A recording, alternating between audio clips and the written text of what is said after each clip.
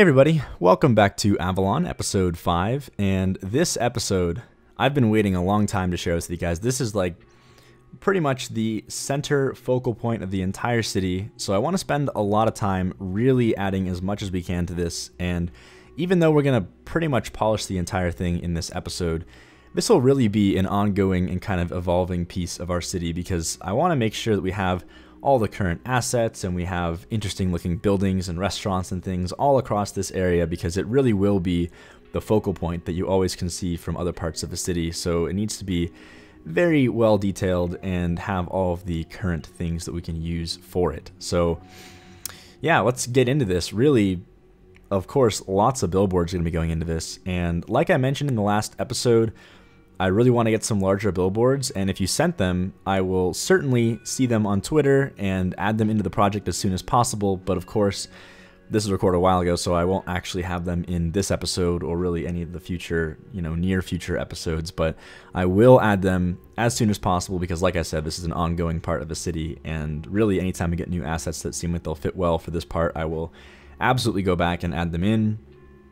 But just a little disclaimer there, I'm definitely seeing your tweets and your replies in the comments. If you're giving me suggestions for new billboards, I just won't actually have them in until much later. I'm taking a lot of inspiration from Times Square for a lot of this stuff, and as a result, I kind of just noticed that a lot of Times Square has these like walls of smaller advertisements, like very close to the pedestrians, and then as you get kind of higher up on the buildings, the billboards get larger. So for these lower sections, I wanted to create like a literal wall of assets of small billboards and then copy them and kind of add them in certain areas to give that same effect. And I kind of love this like big archy curvy building here. I just kind of threw in some smaller advertisements here and there underneath it, but I think it fit really well as like an additive piece to this giant H&M building, which is the main building we're adding onto right now, but it kind of just adds a little bit to it, I think. I imagine it's like a theater or something. Another thing you could do at night in this very, very friendly, inviting, and thriving part of the city. So just adding in some billboards here and there. This will also be a really cool opportunity to try and test out the limits of this kind of elevated pedestrian walkway thing that we're working with here. So you'll see later in the episode, I want to try to really create like a double-tiered kind of indoor-outdoor mall shopping center that is literally directly across from this big Times Square-esque downtown interchange. So we'll get to that later on, but that'll be another kind of fun thing to do in this episode and see how we can incorporate that a little bit.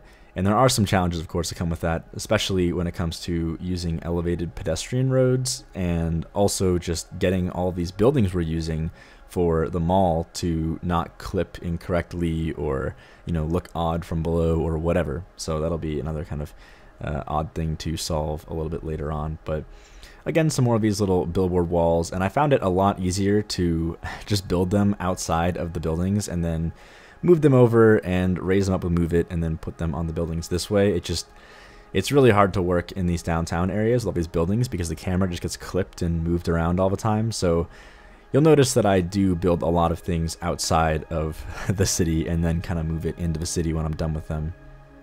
And then as we get away from the main intersection, we'll have a little bit less advertising, but again, really this entire block will be just like giant ad space because that's kind of what happens really. Just anything that has lots of people is gonna have lots of ads, and that's kind of the way it is. So we'll have a whole lot of different logos and billboards and all that good stuff to accompany that, I suppose. But moving on to the lighting, this is a really, really important part of the Times Square area because, I mean, when you get down to it, when you're zoomed out, especially when it's nighttime, I want this particular intersection and this whole block really to be just like super, super lit up. And the challenge with this is the lights can't really all be facing downward because it just makes the streets look super washed out. Like the textures get way too bright, way too overexposed in the camera's view. So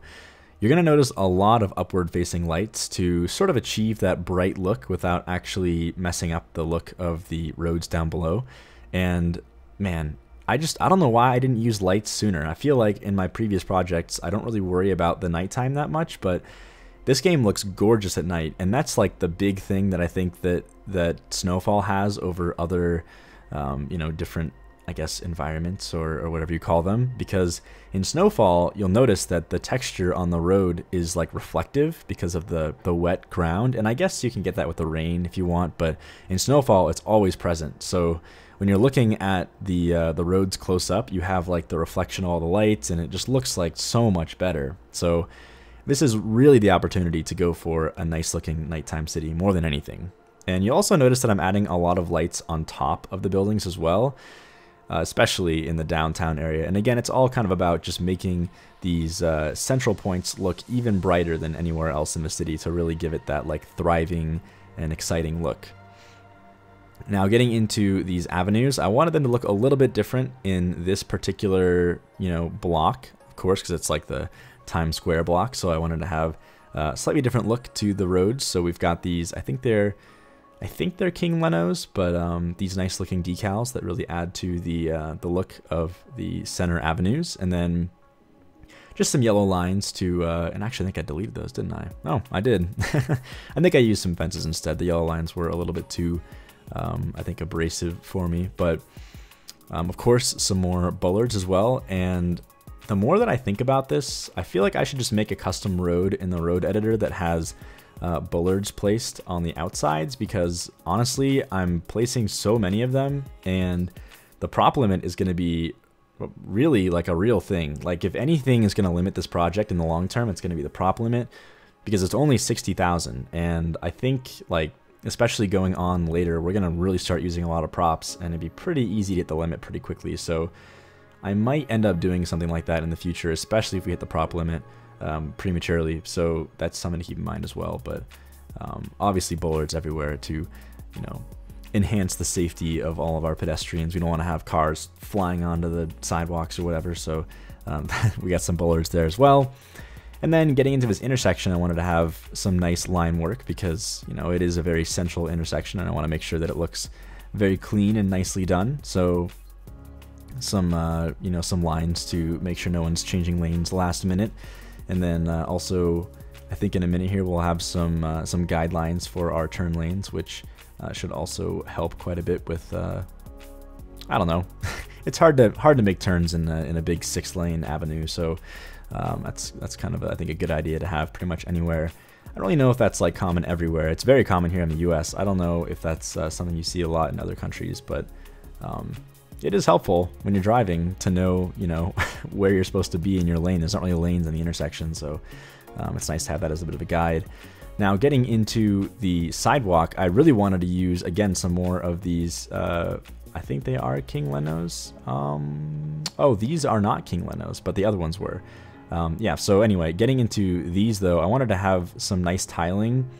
This is very reminiscent of, like, I don't know, maybe in LA, the Walk of Fame or something, but I just kind of love the look of this tiled texture. And as you can see here, this was like the biggest challenge, just to get this all to kind of line up correctly at the end of the block here, because all those tiles or all those decals would just like overlap and create this horrible Z fighting effect where it's all flickery. So I had to get creative with the decals to fix that, but no big deal. It wasn't that challenging to do. So anyway, adding some more details here to these little median spots, and I kind of love those little what do they call, the delineators, I think, or something. But the little reflective posts definitely add a lot, I think, to those intersections there. And then here we're going to start adding some restaurants. I want to have a lot of restaurants on this block because obviously there's big buildings, and you know that's good, but what we really need to have is some nice restaurants and some nightlife kind of stuff people to do on the actual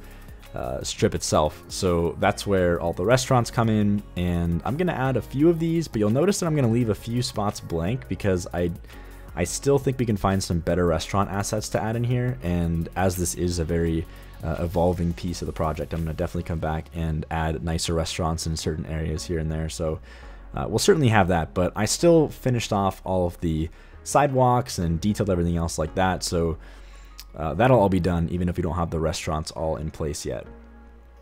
I'm gonna also add some cobble and some little tree planter things around here to kind of spice up these areas. And I don't know if I'm gonna really have this kind of stuff everywhere in the city. I mean, especially in the more like dense urban parts that aren't really part of the central city center area. But definitely in this area we'll have lots of little planters and, you know, wider sidewalks for all the people walking around. I think that's pretty common in most cities anyway.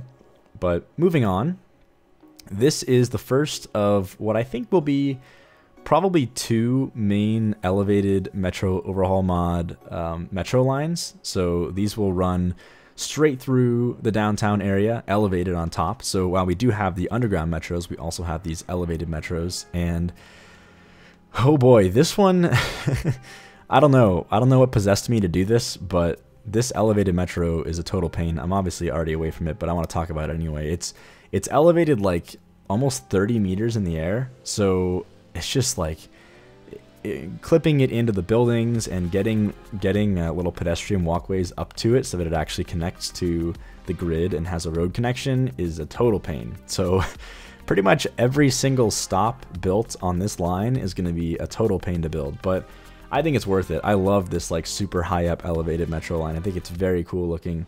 Even if every time that I draw a segment, it creates these like gigantic pillars that look super ugly and I can't get rid of them for some reason. It's very frustrating, but don't worry. I got it all worked out and I'm pretty happy with the results. So we'll definitely have one more of these somewhere else in the city as well. And then of course, as we get out of the city center and we're in, you know, areas that are that have less tall buildings, we can have these lower to the ground and we'll have much more elevated metro. But for the very city center downtown, we're going to have these super high up elevated metros that kind of intersect around this area. But now we're getting into the double stacked elevated outdoor shopping center. And this is easily my favorite and also the most challenging part of this episode. For one thing, you can see here, I'm trying to get all of the pedestrian roads to kind of create like an actual open space to walk around in. And we've got all these little like artifacts of railings and everything. So I kind of hid them with these little kiosks here, which actually worked out really, really well. So that was kind of fortunate. But once we got that out of the way, I'm going to add in some decals and things to kind of polish off this area. And then really try to incorporate it into the rest of the buildings, because that's like the biggest challenge with clipping stuff, is trying to get all the buildings to feel like one big building. So adding in some, you know, some top units and AC units and stuff, and adding in the details and really just kind of refining the points where the buildings connect so that it all looks like it's, you know, one big thing. But I mean, in the end, I really like how this turned out. So no complaints there. Obviously, this was very difficult to work on because it's like right between a bunch of tall buildings, and it seems like no matter what I did, my camera would just freak out every time I tried to change angles. So that was interesting to work with, but no big deal. It wasn't that bad in the end. But I also wanted to have some kind of glass covering on top of this area because, I mean, we are in a very winter-y biome, so you probably want some covering from the elements, so that's what that's for there. But I just realized we are pretty much right at the end of the episode now, so I hope y'all enjoyed this one. We'll come back next time and expand more on the city center and kind of move outwards from there. But as always, thanks for watching, and I'll see you next time.